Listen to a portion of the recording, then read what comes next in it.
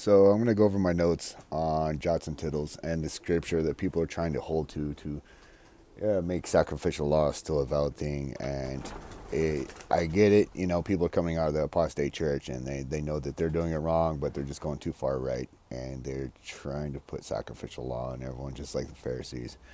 So these are my notes on Jots and Tittles. We know the prophecy goes that Yeshua came to do away with the sacrificial law and refresh the Holy Covenant.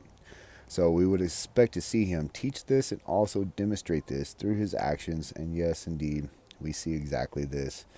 We started at Exodus 21. And if any mischief follow, then thou shalt give life for life, eye for eye, tooth for tooth, hand for hand, foot for foot, burning for burning, wound for wound, stripe for stripe. But Yeshua teaches the following in Matthew 5. Ye have heard that it has been said, an eye for an eye, and a tooth for a tooth. But I say unto you, that ye resist not evil, but whosoever shall smite thee on the right cheek, turn to him the other also. This seems like a massive contradiction because in the same speech, only some 12 verses earlier, he says, Think not that I have come to destroy the law or the prophets. I have not come to destroy, but to fulfill. There are 351 prophecies about Yeshua written throughout the law and the prophets. He was fulfilling these prophecies.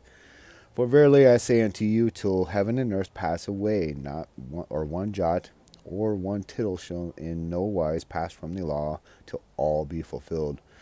Only it's not a contradiction. People in the Torah movement like to quote this verse from Yeshua to push a false doctrine that even today we are still under sacrificial law, and that we should be getting literally circumcised, wearing tzitzits, doing God's feast, Passover, etc., in a profane land, on a profane calendar.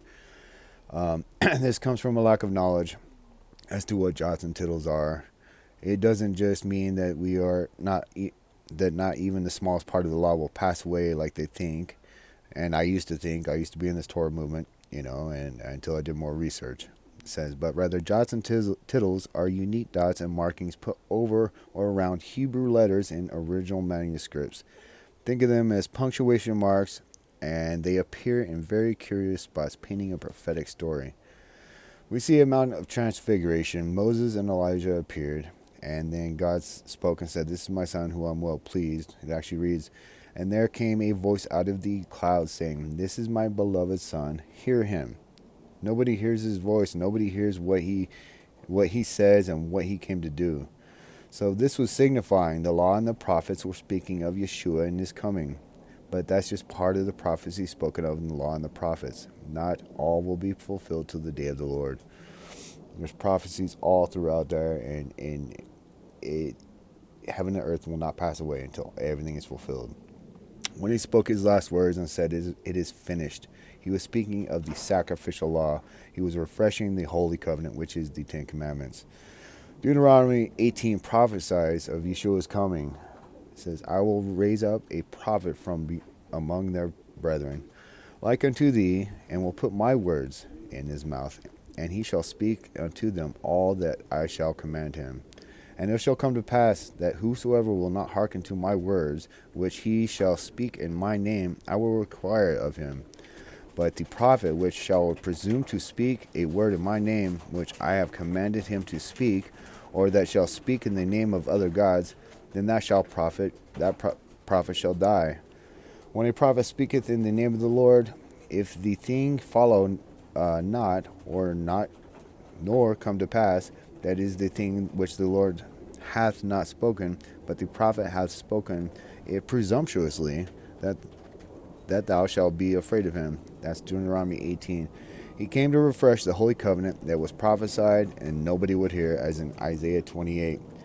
To whom he said, this is the rest wherewith ye may cause the weary to rest, and this is the refreshing, yet they will not hear.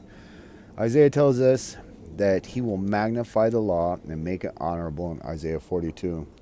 The Lord is well pleased for this righteous sake. He will magnify the law and make it honorable. So how do you magnify the law and make it honorable? Yeshua tells us in Matthew 22. The gentleman asked him, Master, which is the great commandment of the law?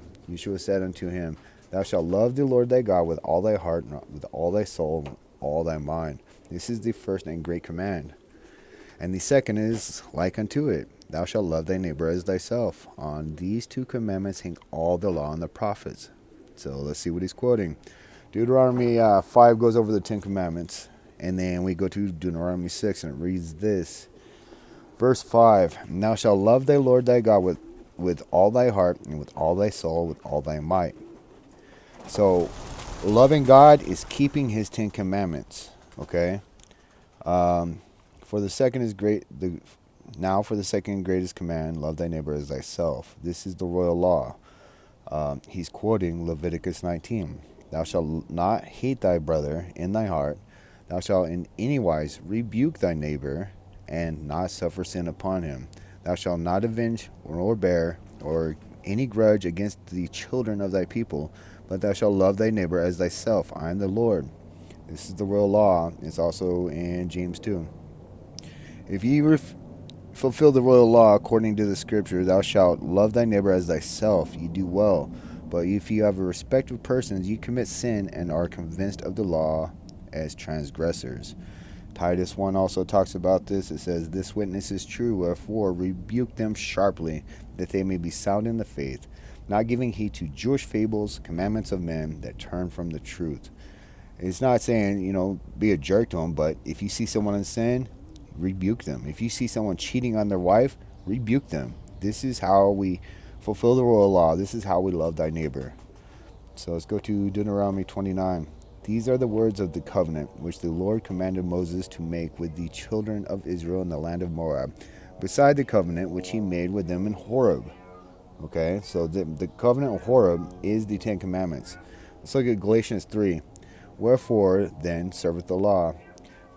It was added because of transgressions, till the seed should come, as prophesied, whom the promise was made, and it was ordained by angels in the hand of the mediator.